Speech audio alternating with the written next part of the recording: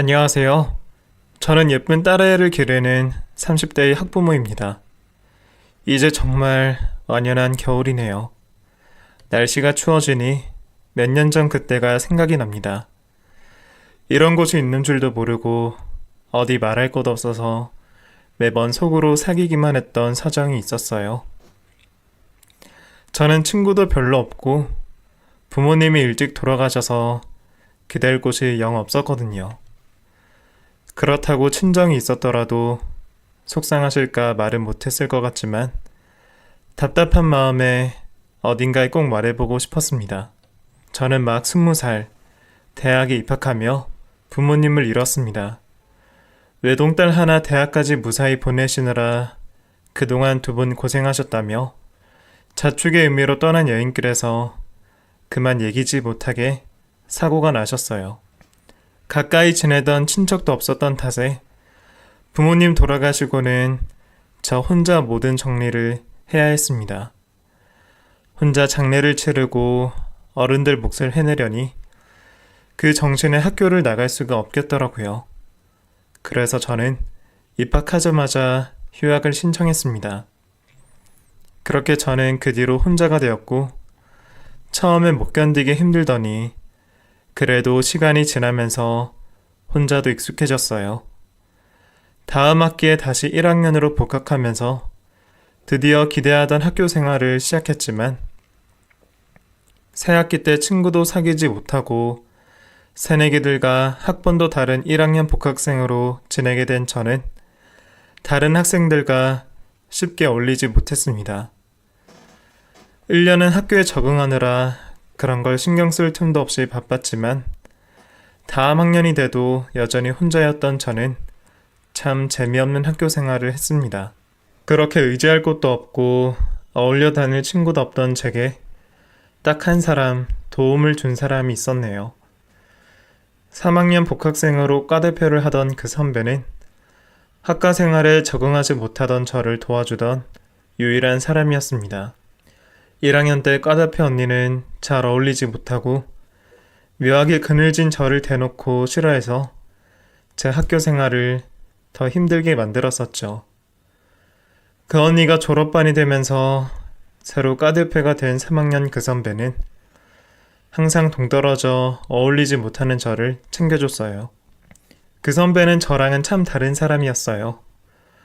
원래도 조용했지만 부모님 돌아가신 뒤로는 더욱 어두워진 저와 달리 그 선배는 워낙 성격 좋고 활달해서 항상 사람들 사이에 둘러싸여 있던 사람이었습니다.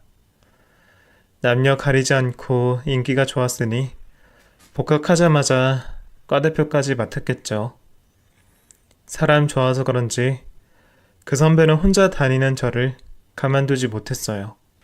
수업이 겹칠 때면 같이 밥 먹자고 챙겨주고 제가 사람들과 어울리도록 챙겨주더라고요. 덕분에 1학년 때는 가보지도 못했던 MT도 참가해보고 그 선배의 도움으로 좋은 친구들도 사귈 수 있었네요.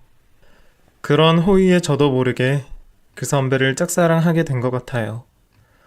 처음에는 그저 고마움인 줄 알았던 마음이 언젠가부터 좋아하는 감정이라는 것을 깨달은 저는 마음을 숨기려 무척 애를 썼습니다. 워낙 인기 많던 사람이라 제가 감히 가까이 할 만한 사람이 아니라고 생각했습니다. 게다가 그런 사람이 저를 좋아할 리도 없었죠. 혹여 마음을 들키기라도 하면 이전처럼 또 외톨이가 될까 두려웠던 저는 제 마음을 깨달은 뒤로 선배를 피해 다녔습니다. 벌써 4학년 졸업을 앞둔 그 선배와 얼마 남지 않은 시간조차 함께할 수 없다는 게 마음 아플 정도로 아쉬웠지만 그래도 그렇게 하는 게 맞다고 생각했습니다. 제가 선배를 피해 다니자 그 선배는 저를 이상하게 여겼습니다. 자기가 뭘 잘못했냐며 대뜸 저한테 용서를 구하더라고요. 예림아, 너 요즘 나 왜 피해? 저번에도 나 있다고 모임 빠졌다며.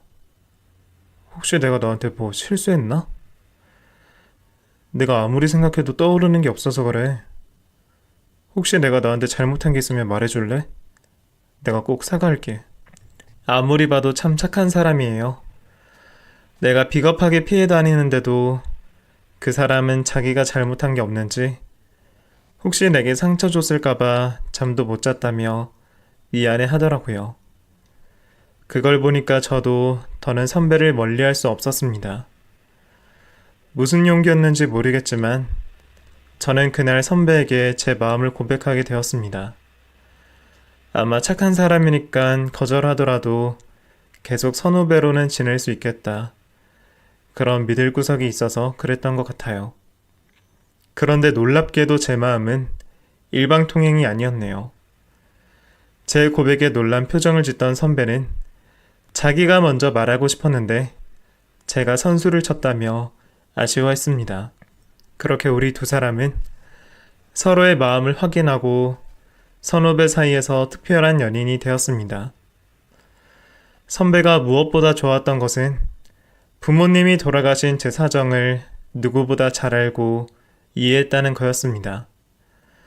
혼자라는 게 남들한테 괜한 약점이 될까 쉽게 말하지 못하던 저였는데 이상하게도 그 사람 앞에서는 제 속 깊이 묻어둔 이야기까지 하게 되더라고요. 그래서 선배는 우리가 선후배로 지낼 때부터 제 가정사를 잘 알고 있었습니다. 그래서 평소에도 혼자 지내는 제가 걱정된다며 부모님이 본인 먹으라고 보내주신 반찬들을 제게 나눠주곤 했습니다. 남의 호의를 뺏어 먹는 것 같아서 늘 거절했었는데 그 사람은 매번 혼자 먹기 너무 많다며 집밥을 그리워하는 저를 위해 반찬을 나눠주곤 했습니다. 그러다 사귀게 된 뒤로는 같이 앉아 밥을 먹는 시간이 많아졌고 부모님이 돌아가신 뒤부터 항상 허기를 느끼던 저는 그 사람을 만나고 더 이상 배고프지 않게 되었어요. 그렇게 사회에 나가서도 만남을 지속해 가던 저희는 당연하게 결혼까지 생각하게 되었습니다. 언젠가부터 저한테는 이 사람이 아니면 안 될 것 같다는 확신이 생겼습니다. 제가 너무 의존적인 게 아닌가 걱정될 정도로 그 사람을 많이 좋아했어요. 다행스럽게도 제가 30살이 되던 해에 그 사람이 제게 프로포즈를 했습니다. 더 일찍 말하지 못해서 미안해. 내가 너무 모자라서 준비할 시간이 좀 필요했어. 이제 나도 평생 한 사람을 책임질 수 있을 것 같아. 나랑 결혼해 줄래? 제가 고민할 이유가 뭐가 있었겠어요. 제 대답은 무조건 예스였습니다. 그런데 생각만 하던 결혼을 정말로 확답받고 나니 불현듯 두려워졌습니다. 아무래도 제 자격지심 때문인지 상견례나 결혼식장에 모실 부모님이 계시지 않다는 현실이 갑자기 고민스러워졌습니다. 물론 선배가 말씀드려서 선배 어머님도 제 사정을 알고 계시지만 사실 저를 이전부터 어머님이 저를 달가워지지 않는 듯 느꼈습니다. 결혼 얘기가 오가기 전에 어머님을 만나뵌 적이 있었습니다. 안타깝게도 선배가 취직한 지 얼마 되지 않아서 선배 아버님이 돌아가시게 되었죠. 이전에 인사드린 적이 없어서 제가 그 자리에 가도 되는지 망설여졌지만 그래도 만나는 사람이 있는 걸 아실 텐데 모른 척 하는 것도 예의가 아니지 싶었습니다.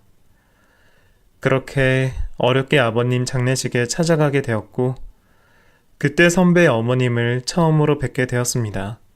아버지와 관계가 굉장히 좋았던 선배는 아버지가 갑작스럽게 돌아가시면서 굉장히 힘들어 보였어요.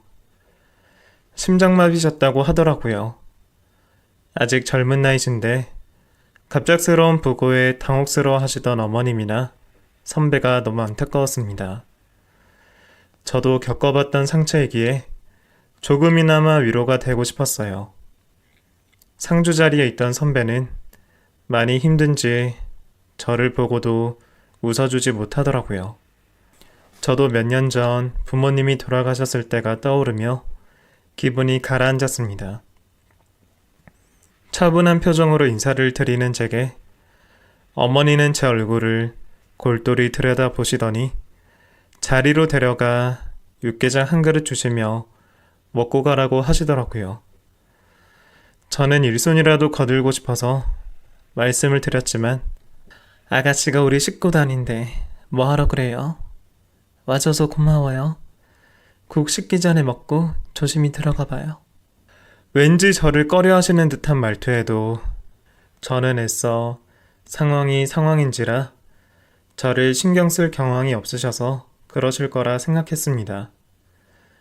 그날 이후 선배는 아버지 보내시고 외로워하시는 어머니를 걱정해 독립생활을 청산하고 집으로 들어가 어머님과 지내게 되었고, 그 뒤로 어머니는 선배에게 많이 의지를 하시는 듯 보였어요.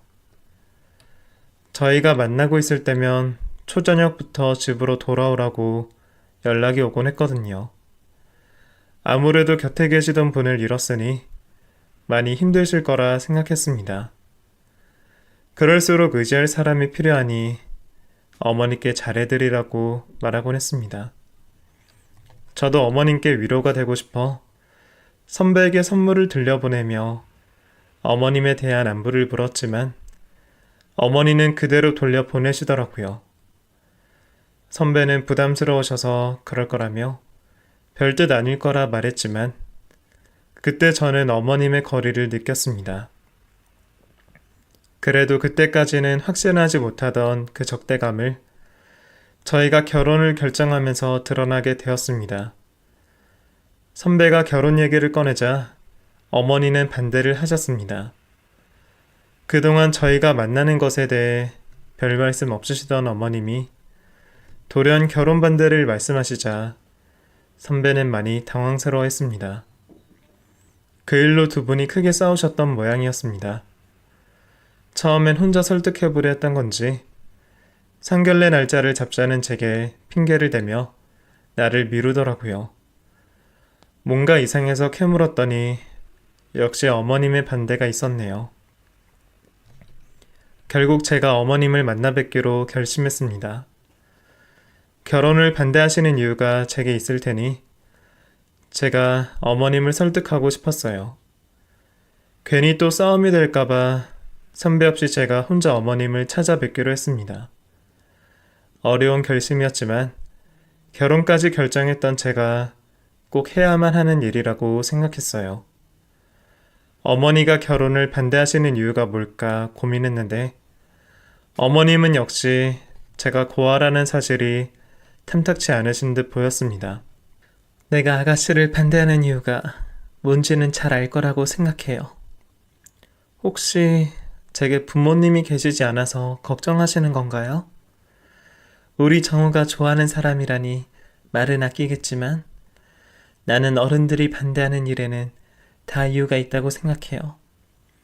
결핍이라는 건 어쩔 수 없이 그게 티가 날 수밖에 없어. 아가씨를 처음 봤을 때 느꼈어요. 그 또래 같지가 않고 사람이 너무 그늘지고 어두운 게 아무래도 우리 정우한테 어울릴 만한 사람은 아닌 것 같네요. 저희 서로 많이 좋아해요. 선배 덕분에 저도 많이 밝아졌습니다. 제가 옆에서 잘할게요, 어머니. 아가씨는 우리 정우 덕을 봤다는데 우리 정우는 아가씨 덕을 봤나요?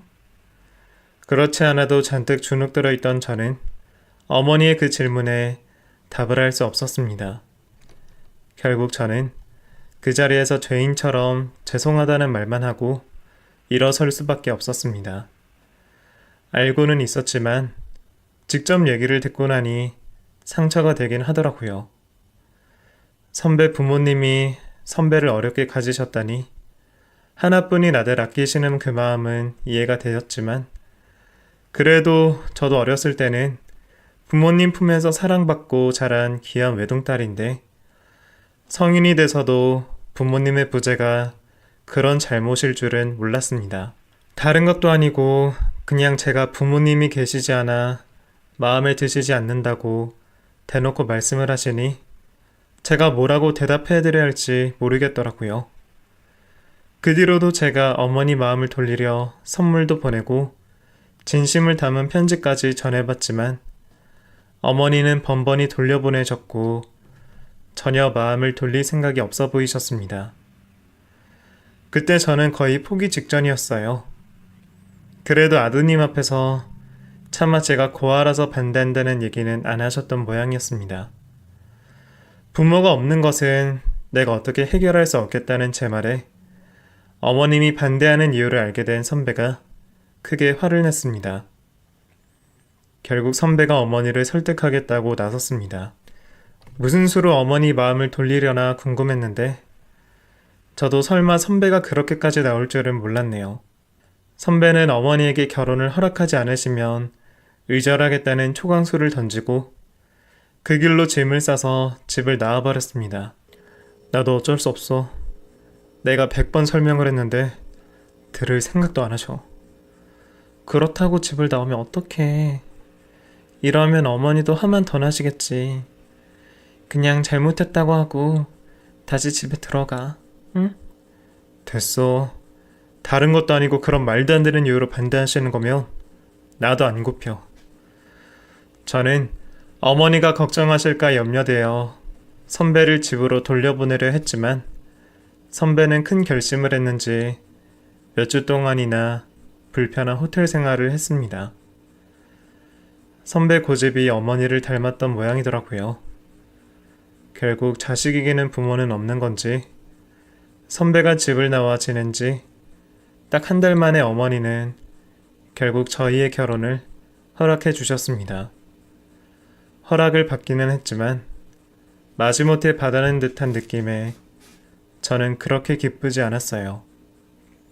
그렇다고 그 사람과 헤어질 자신도 없었던 저는 그렇게 어렵게 어머니 허락을 받아 결혼을 진행하게 되었습니다.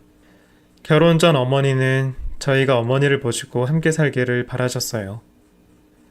제가 대답을 드리기도 전에 선배가 반대하는 바람에 결국 없던 일이 되었지만 아무래도 혼자 계실 어머니가 걱정스러웠습니다. 그렇게 저희가 결혼을 하고 신혼 초에는 어머니와 떨어져 지냈습니다. 그래도 일주일에 한 번씩은 꼭 시댁에 들러 어머니와 시간을 보냈습니다. 혼자 계시게 된 어머니가 거의 매일같이 보고 싶다며 남편에게 전화를 하셨거든요. 역시 혼자 계시는 게 힘드신 모양이었어요. 초반에는 너무 자주 부르시는 덕분에 남편과 어머니가 싸우기도 했습니다. 남편은 아버지 돌아가신 게 벌써 몇 년인데 아직도 그러시냐며 자꾸 결혼한 자식을 찾는 어머니를 이해하지 못했습니다. 저는 그래도 오죽하면 그러실까 어머니가 안타까워서 저라도 자주 연락드리려고 노력했죠. 제가 전화를 드려도 아들 같지는 않으니 별로 좋은 내색은 안 하셨지만 그래도 결혼 허락하신 후에는 저를 멀리하지 않으시는 것 같아서 다행이라 여겼습니다. 이제 가족이니 저도 어머니와 많이 가까워지고 싶었어요. 결혼 후 생각보다 일찍 아이가 찾아왔습니다. 제 임신 소식에 어머니가 누구보다 기뻐하셨습니다. 제가 임신을 하고는 부쩍 저를 챙겨주셨어요. 물론 저보다는 뱃속의 아이 걱정이셨지만 그래도 이제라도 제게 관심을 가져주시는 게 저는 좋더라고요. 어머니는 아이한테 좋은 거라며 한약이며 음식이며 이것저것 참 많이도 챙겨주셨습니다. 혼자 드시고 계속 무기력하시던 어머니가 제가 임신한 후에는 그런 소일거리들을 하시며 다시 활기를 찾으시는 듯 보였어요. 어머니가 남편을 어렵게 가지셔서 그런지 어머니는 임신 기간 동안 손녀 걱정을 참 많이 하셨어요. 임신하고서도 계속 회사를 다니려던 저를 엄청 말리셨거든요. 어차피 사무실에만 있으니 만삭 때까지도 괜찮다고 설명을 드려도 어머니가 너무 걱정을 심하게 하시더라고요. 그래도 일을 계속하고 싶은 욕심에 저도 고집을 부렸는데 어머니 걱정이 맞았는지 제가 임신 중반에 하혈을 하게 되며 결국 일을 그만두게 되었습니다. 당시에는 당장 아이가 중요했기에 퇴사 결정이 그렇게 힘들지는 않았습니다. 다행히도 제가 집에서 일을 할 수 있는 업종이라 아이 낳고 나중에라도 프리랜서로 일을 하면 되겠다 생각했어요. 일을 그만두고 저는 출산 준비에만 전념했고 다행히 아이는 무사히 건강하게 태어났습니다. 아무래도 곁에 도와주실 친정 어머니가 안 계시니 육아는 오롯이 제 일이었어요. 아이 낳고 어머니가 손녀를 보러 집에 자주 오셨습니다. 그때 어머니가 다시 합가 얘기를 꺼내시더라고요. 나도 나지만 너도 혼자서 손 벌릴 것도 없이 어떻게 하려고 그래. 친정엄마도 없는데 혼자 힘들 것 아니야. 그래도 나라도 있으면서 살림이나 육아도 도와주면서 너희도 편하지 않겠니? 자꾸 불편하다고만 생각하지 말고 잘 생각해서 네가 정우 좀 설득해봐라. 응? 어머니는 같이 살면서 저를 도와주시겠다며 저더러 남편을 설득해보라고 하시더라고요. 그래도 결혼한 뒤로는 저를 신경 써주시는 어머니를 보며 이 정도면 모시고 같이 사는 것도 좋지 않을까 생각을 했습니다. 결혼하고 남편이나 제게 어른은 시어머니 한 분이신데 나이 들어가는 어머니 계속 혼자 계시게 하는 것도 자식 도리가 아니다 싶었고 아이한테도 하나뿐인 할머니가 가까이 있으면 좋지 않을까 생각했습니다. 그래서 저는 남편에게 얘기를 꺼냈습니다. 아이 낳으니까 부모 정이 그립다며 어머니가 곁에서 도와주셨으면 좋겠다고 남편을 설득했고 남편도 제 말에 동의하여 그렇게 어머니와 함께 지내게 되었습니다. 어머니가 저를 좋아하시는지는 모르겠지만 손녀는 참 예뻐하셨어요. 원래 어머니가 남편 낳고 딸을 하나 더 가지고 싶어 하셨는데 임신이 어려워 포기를 하셨다고 들었거든요. 게다가 친탁을 했는지 아이의 얼굴이 시어머니 붕어빵이었습니다. 뱃속에 있을 때도 매일 걱정하시며 아이를 기다리셨는데 낳아서 어머니 속 닮은 손녀딸을 보시고 사랑에 빠지신 모양이었어요. 힘드실 텐데도 땅에 내려놓을 새 없이 어와둥둥 예뻐하셨죠. 다행히 합가를 하고 처음 한동안은 어머니와 부딪힐 일이 별로 없었습니다. 아이가 어려 둘 다 아이 걱정이었기 때문에 어머니가 별 말씀이 없으셨고 그 뒤로도 아이 육아를 도와주신다고 저는 별로 신경 쓰지도 않으셨어요. 그동안 저도 몸조리하고 살림하느라 바빠서 그런지 어머니와 특별하게 문제 생길 일이 없었습니다. 그런데 살다 보니 점점 부딪힐 일이 생길 수밖에 없었나 봅니다. 아이가 크면서 한숨 돌리게 되니까 다른 것들이 눈에 들어오신 모양이었어요. 어머니 입장에서는 요즘 사람들 살림하는 방식부터 차이가 나다 보니 저를 보시며 일일이 지적할 것 투성이었을 거예요. 그래도 저도 10년이나 혼자 살면서 살림을 아주 못하지는 않았는데 어머니 입장에서 다른 것은 틀린 것이었나 봅니다. 그래도 같이 살면서 많이 가까워질 거라 생각했는데 결국 대놓고 말은 안 하셨지만 어머니가 여전히 저를 탐탁치 않아 하시는 걸 알게 되었네요. 하루는 제가 아이를 데리고 볼일 보러 가겠다고 아침부터 나서던 날이었습니다. 어머니에게 인사를 드리고 나갔다가 미처 챙기지 못한 짐을 챙기러 다시 집으로 들어갔습니다. 어머니는 식탁에서 누군가와 통화 중이신지 제가 들어오는 것도 모르시더라고요. 짐을 찾아서 다시 나가려는데 어머니가 제 이야기를 하시는 걸 알게 되었습니다. 사람 심리라는 게 못 들은 척 하려다가도 내 이야기가 나오는 순간 귀를 열게 되더라고요. 그렇게 현관에 서서 어머니 하시는 얘기를 듣게 되었네요. 아들이랑 손녀 생각해서 참고 사는 거지. 걔랑 둘이 있으면 불편해 죽겠어. 아유, 몰라. 글쎄, 친정이 없어서 그런가? 살림하는 거 하나하나 다 마음에 안 들지 뭐. 요즘 애들도 애들 나름이지.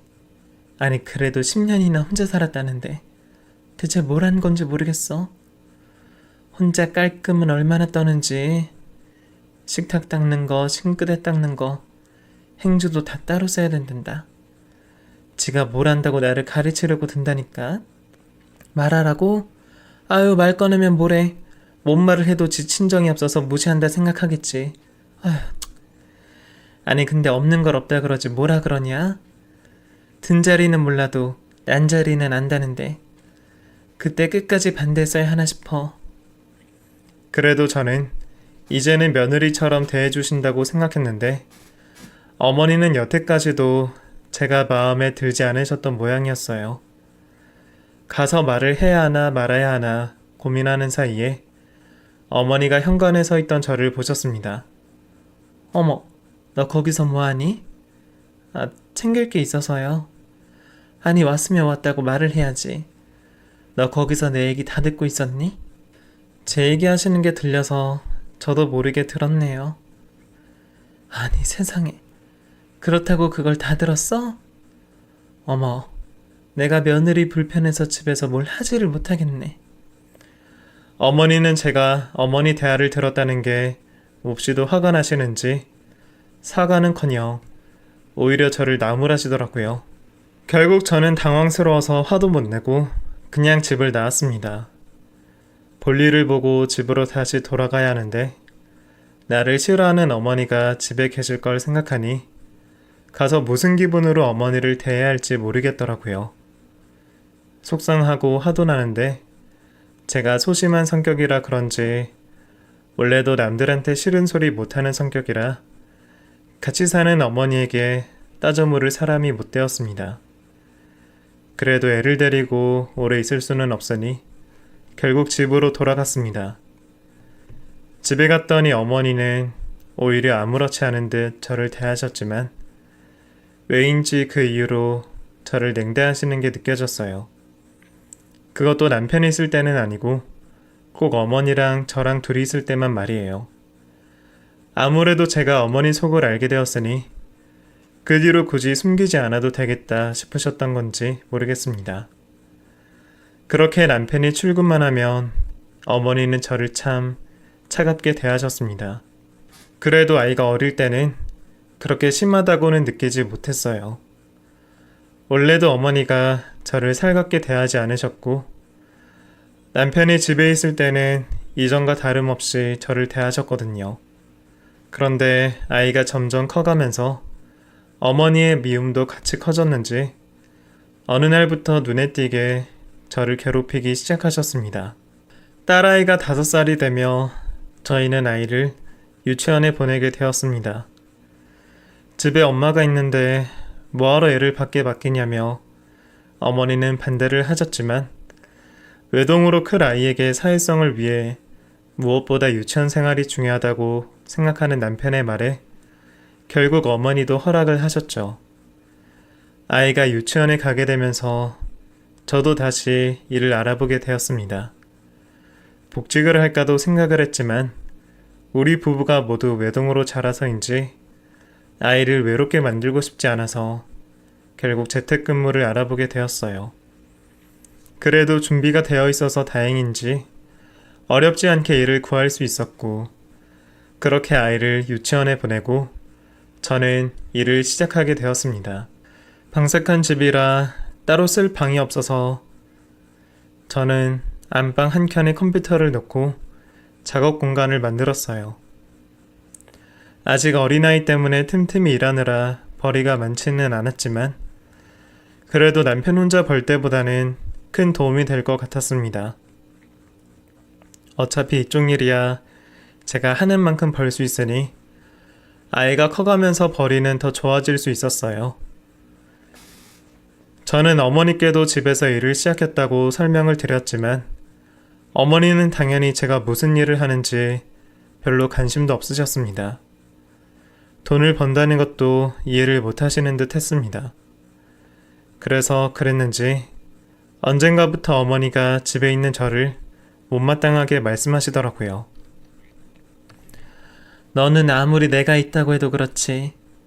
애 유치원 보내고 대체 뭐라는 거냐? 애가 없으면 살림이나 더 거둘 줄 알았더니 오전에 청소기 한번 쓱 돌리고 들어가면 그만이니? 어머니, 저 이제 일 시작했다고 말씀드렸잖아요. 그리고 어머니가 부엌에 손도 대지 말라고 그러셔서 집안 살림이 부엌 일밖에 없냐? 화장실 청소도 해야 하고 빨래도 해야 하고 하루 종일 할 일이 얼마나 많은데. 그리고 네가 일을 하면 무슨 일을 한다고 그래? 방에만 틀어박혀서 뭘 하는지도 모르겠고. 제가 무슨 일을 하는지 10번은 더 말씀을 드렸지만 원래도 제 일에는 관심 없으신 분이라 그런지 매번 기억을 못 하시더라고요. 집에서 일을 한다고 하니 제가 옛날 어머니 하시던 부업 정도 한다고 생각하시는지 집안일 안 하고 돈도 안 되는 헛짓거리 한다며 오히려 제가 방에서 일하는 걸 싫어하셨습니다. 설명을 해도 이해를 안 하시려고 하니 저도 뭘 더 어떻게 해야 할지 모르겠더라고요. 그래도 집안일은 이전과 똑같이 했는데 어머니는 제가 눈앞에 보이지 않으면 그냥 논다고 생각하셨나 봐요. 어머니 안 계실 때 방을 닦았는데도 청소 안 해서 며칠 동안 새까맣다고 억지를 부리셨거든요. 그래도 저는 일을 해야 했으니 그저 제 할 일을 했습니다. 그랬더니 이번에는 또 그게 마음에 안 드셨던 건지 어머니는 그 뒤로 저를 대놓고 괴롭히셨어요. 보통 아침 저녁은 식구들과 함께 먹었고 점심만 어머니와 먹거나 따로 챙겨 먹었는데 언젠가부터 어머니가 제 밥이라며 따로 제 점심밥을 빼놓으시더라고요. 그것도 뚜껑을 덮지도 않고 냉장고에 넣어서 말라 비틀어진 찬밥이었습니다. 아침에 남은 건데 버릴 수는 없으니 네가 먹어라. 나는 네가 안 좋아서 찬 건 못 먹겠네. 찬밥이라고 싫었던 건 아니었는데 어머니는 제가 찬밥을 먹었으면 좋겠는지 그 밥을 데우지도 못하게 하시더라고요. 아침에 막 넣어둔 건데 뭐하러 또 데피니? 그냥 대충 먹어 좀. 넌 젊은 애가 참을성도 없나 보다. 아니 남편은 회사 보내놓고 애까지 유치원에 보내놨으면서 집에 있는 사람이 전기세라도 아낄 생각을 해야지. 에이. 며느리 미워서 찬밥 준다는 시어머니들 얘기를 들어봤지만 같이 살면서도 이러는 분이 계실 줄은 몰랐습니다. 결국 끝까지 밥을 못 데우게 하시더라고요. 제가 먹는 게 아까워서 못 먹게 하려고 그러시는 것 같았어요. 그래도 같이 사는 게 벌써 몇 년째인데 여태 내가 저렇게나 싫으신가 억울해서 저도 보란듯이 반찬 잔뜩 꺼내서 찬밥에 그냥 먹었습니다. 그랬더니 찬밥 먹고 있는 저더러 독하다고 한마디 하고 방으로 들어가 버리셨어요. 집에 있는 며느리 미워서 찬밥 주시는 어머니는 그 뒤로도 제 입에 들어가는 것, 제가 쓰는 것, 입는 것은 모두 못마땅해 하셨습니다. 제가 못 보던 옷이라도 입고 있으면 아들 돈으로 사치한다고 난리가 나셨어요. 남편과 있을 때는 어쩔 수 없어서 꾹 참으시더니 둘이 있을 때면 꼭 그렇게 티를 내시더라고요. 집에서 일하는 저를 괴롭히시려고 여름에는 에어컨 못 틀게 하시고 겨울에는 제가 일하는 안방 보일러만 꺼버리셨습니다. 원래도 아끼면서 살던 버릇에 견디기 힘든 건 아니었지만 내가 미워 괜히 그러시는 게 참 속상했습니다. 그러다 참다 못해서 저도 보란듯이 나가서 보일러 다시 켜고 에어컨 다시 켰는데 그때마다 어머니는 누각이나 보자고 하시는 듯 곧바로 꺼버리셨습니다. 너는 돈 아까운 줄도 모르니? 혼자 쓰는 방에서 뭐하러 보일러를 돌려? 그냥 양말 신고 좀 껴입어. 나중에 지남편 오기 전에 방이나 데펴놓지. 대체 왜 자꾸 트는 거야? 어이가 없는 어머니 말씀에 저는 할 말도 없더라고요. 어머니는 그 이후로도 제가 먹던 말던 찬밥을 자꾸 만드셨습니다. 제가 욱해서 버리거나 안 먹고 그냥 두면 돈이 썩어난다고 악담을 해대니까 그 소리 듣기 싫어서 몇 번 억지로 먹기도 했습니다. 어머니가 계속 그러시니 결국 아이 눈에도 티가 났던 모양입니다. 언젠가부터 아이가 할머니를 멀리하더니 한 번은 유치원에서 가족들 선물이라고 챙겨온 걸 지 할머니 것만 쏙 빼고 오더라고요. 예진아, 할머니 거는 어딨어? 이거 할머니 거야? 아니야, 그건 경비 아저씨 거야. 할머니 건 없어. 경비 아저씨 건 있는데 같이 사는 할머니 건 없다며 손에서 싹 뺏어가는 아이의 행동에 어머니는 깜짝 놀라셨어요. 아니 예진아, 너 할머니한테 왜 그래? 경비 아저씨 것도 있는데 할머니 건 왜 없어? 나 이제 할머니 싫으니까. 그래서 할머니 건 없어. 할머니가 엄마 미워하니까 나도 할머니 미워. 예진아, 할머니가 언제 엄마 미워했어? 아니야. 할머니 우리 없을 때 맨날 엄마 괴롭히잖아. 우리 엄마 괴롭히지 마. 아니 할머니가 엄마를 언제 괴롭혔다고 그래? 예진이가 뭐 오해하나 보다. 할머니가 엄마 찬밥만 주잖아. 저번에 며느리는 찬밥 먹어야 된다고 했잖아. 그럼 나도 나중에 결혼하면 찬밥 먹어야 돼? 그럼 나도 이제 찬밥만 먹을래. 갑작스럽게 터진 아이의 말에 어머니 얼굴이 하얗게 질리더라고요. 아무것도 모르는 어린아이 눈에도 어머니 괴롭힘이 보였던 모양입니다. 저도 아이가 뭘 안다고 그런 말을 할 거라고 생각도 못했네요. 어머니도 충격을 받으셨는지 아연실색하셔서 계속 아니라는 말만 반복하시더라고요. 이제 우리 엄마 괴롭히지 마. 그럼 할머니 싫어. 저는 다른 것보다 아이가 그런 걸 알고 있었다는 사실에 너무 속이 상했어요. 그동안 어머니가 못되게 구셨어도 참았던 건 아이 때문이었는데 아이가 그런 말을 하는 걸 보니 참는 게 능사가 아니었구나 싶더라고요. 그동안 저도 어머니가 너무 못되게 구실 때마다 남편한테 말해볼까 생각하기도 했습니다. 남편 앞에서는 저한테 그렇게 못하시는 걸 보면 또 남편에게 옛날처럼 의절하겠다고 나설까봐 무서우신 것 알았거든요. 그런데 오히려 그걸 알아서 저도 차마 말을 못 전했네요. 남편 성격이 어머니 그러신 거 알면 두 분 싸우고 집안 뒤집어질 게 뻔한데 애 앞에서 어른들 다투는 꼴 보여주면 안 된다고 생각했습니다. 무엇보다도 그렇게 되면 아이에게 하나뿐인 할머니를 뺏게 되는 건데 아이를 위해서 제가 참아야겠다 싶었거든요.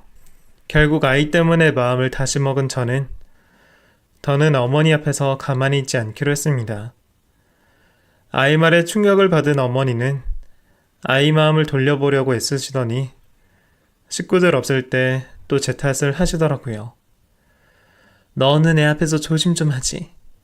네가 뭐라 그랬길래 애같이 할머니한테 그런 소리를 하니. 조심은 어머니가 하셨어야죠. 그러게 저한테 얼마나 못되게 하셨으면 애까지 그런 소리를 해요? 어머니는 이제 애가 그런 말을 했는데도 별로 깨닫는 게 없으세요?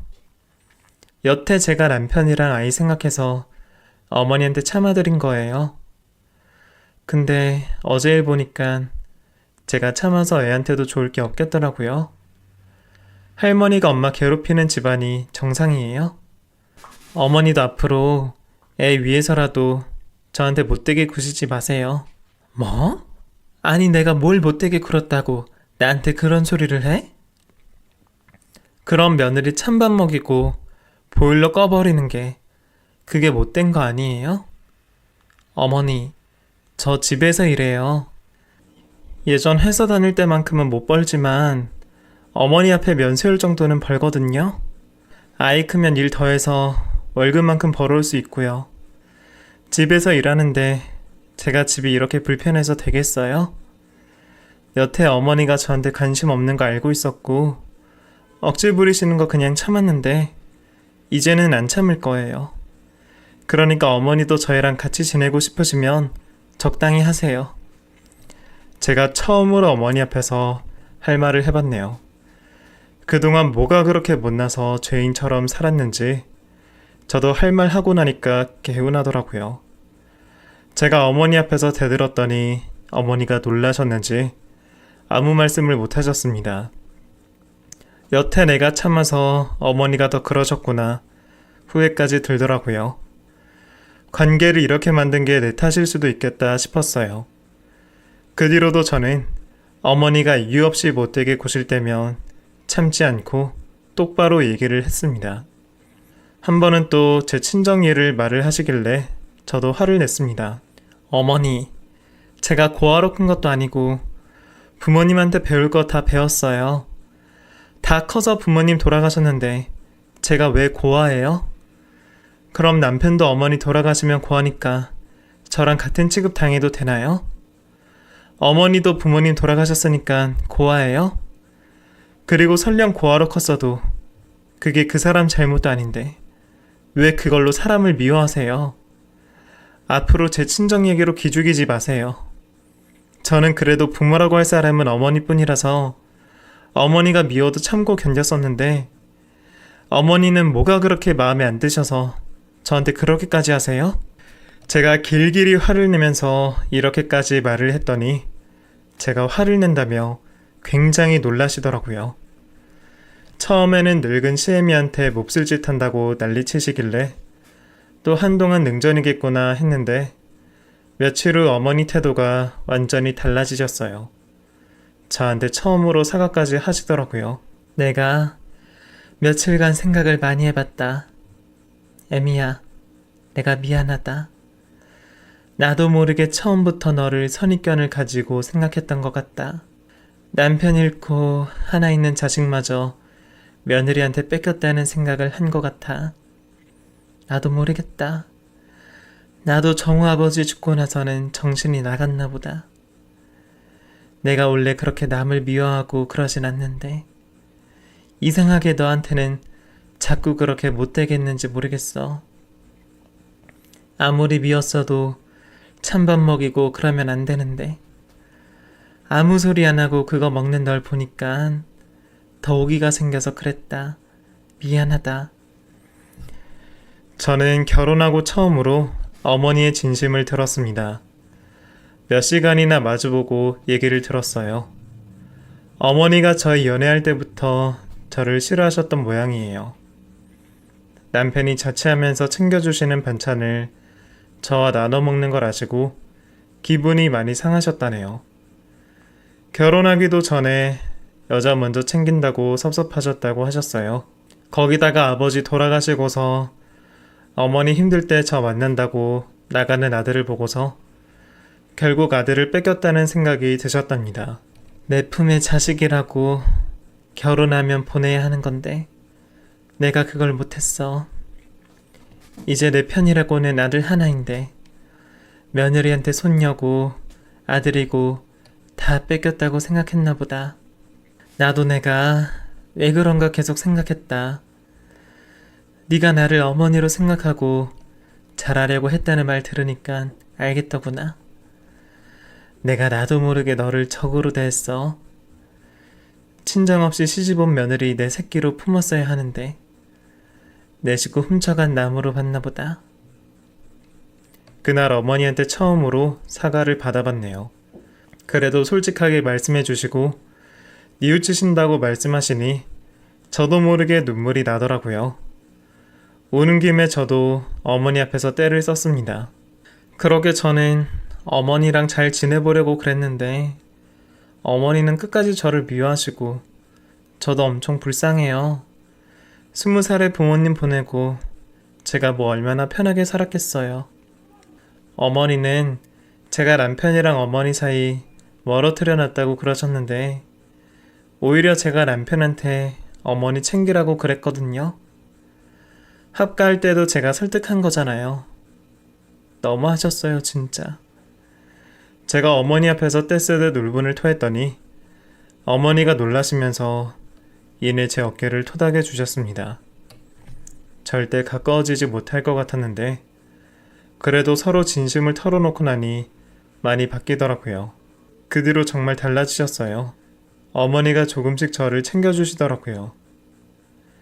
같이 살면서 한 번도 저 좋아하는 반찬은 해주신 적 없었는데 이제는 요리하실 때마다 뭐 좋아하냐 물어보고 반찬도 제가 좋아하는 거 위주로 해주시고 제가 일하고 있으면 간식도 챙겨주십니다.